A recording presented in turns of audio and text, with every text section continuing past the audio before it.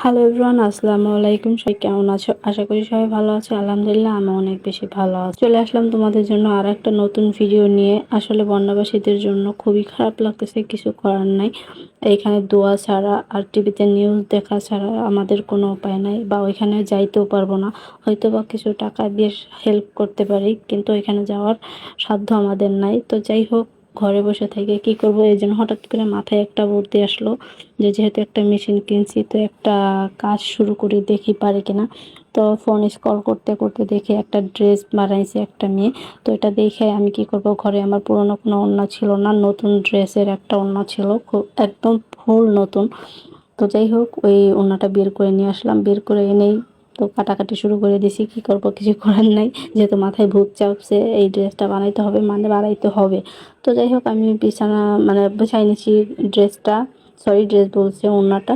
তো এখন বিছাই নেওয়ার পরে ওইখানে আমার ঘরে থাকা একটা জামা, যেটা আমি রেগুলার পরি, একদম ফিটিং লাগে, সেই জামাটার মাপ দিয়ে নিতেছিলাম।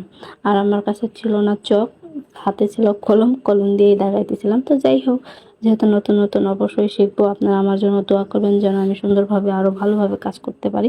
তো যাই হোক, আমার বডি মাপ তো হয়ে গেছে। এখন হচ্ছে আমি ওড়নাটার মাঝ বরাবরই বডির মাপে দুই পাশে সেলাই দিয়ে নিতেছিলাম। আর সেলাই দিয়ে নিলে আমার বাকির কাজগুলো করতে একটু সুবিধা হবে, যেহেতু এখনো কাটিং ফাটিং করার আছে। তো আমি আস্তে আস্তে ড্রেসের দুই পাশে সেলাই করে নিতেছিলাম, আর ভাবতেছিলাম যে মনে মনে যে কি করব, ড্রেসটা নতুন ওড়নাটা এখনো সময় আছে, সেলাই এটুকুন খুলে ফেললে আমার ওড়নাটা ইউজ করতে পারবো। তো এটা করার পরে এখন তো গলা কাটতে হবে, আর এই জন্য আমি ড্রেসটা খুবই ভালোভাবে দেখতেছিলাম সেলাই হয়েছে কিনা। অবশ্যই এখানে সেলাইটা একটু নষ্ট হয়েছে, তো ভাবলাম যে পরবর্তীতে যখন গলা সেলাই করব এখানে পুরোটা ঠিকঠাক করে নেব।